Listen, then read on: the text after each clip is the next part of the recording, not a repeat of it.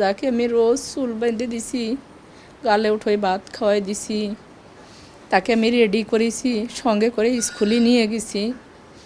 এখন সে আমার কাছে নাই, তার মুখে আমি মা ডাক শুনতেছি না, তাকে আমি দেখতে পাচ্ছি না।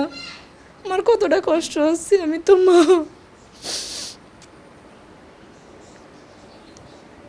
এতদিন হয়ে গেল, 5 দিন আজকে হয়ে যাচ্ছে, আমার মনিরে আমি পাইনি।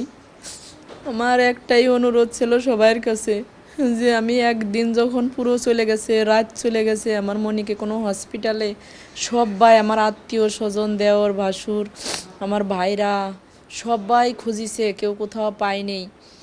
যখন এক স্যারের বলা পরে যে সিএমএসে কিছু লাশ গেছে, দেখেন সেখানে গিয়ে, আর সেখানে গিয়ে আমার মনাকে শনাক্ত করছে ওর বাবা দেখে, যেটাই আমার রাইসামণি।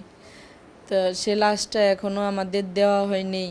রিপোর্ট করছে যে ডিএনএ টেস্ট করিছে, এটা রিপোর্টটা আসলে তারপরে তাকে দেওয়া হবে। আমার মনে হয় তো আমার কাছে আর ফিরে আসবে না, কিন্তু তার লাশটা হইলেও সে আমার কাছে ফিরে আসুক, তাকে কবর দিয়ে তার জানাজাটা পড়ায় সে স্মৃতি হিসেবে তার কবরটা দেখে আমাদের মনটাকে আমরা সান্ত্বনা দিই যে আমার পাখি এখানে আছে।